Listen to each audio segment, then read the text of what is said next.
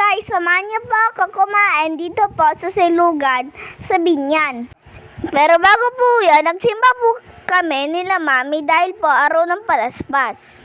Palm Sunday, sobrang dami nga pong tao eh. Ang message ka po pala ni Father Jack ay linggo ng palaspas sa pagkapapakasakit ng Panginoon. At pagkatapos po namin magsimba, nag-practice po ako ng regalo sa akin nila mami na rollerblades dito po sa plaza. At ayan na po, inalayayan po ako dyan para po hindi po ako matumba. At ito na po ang kinainan namin. Dito lang po yan sa tabi ng Alberto's Malchon. At ayan na po ang mga in-order namin. Tapsilog. Yan po silog. At to silog po sa akin.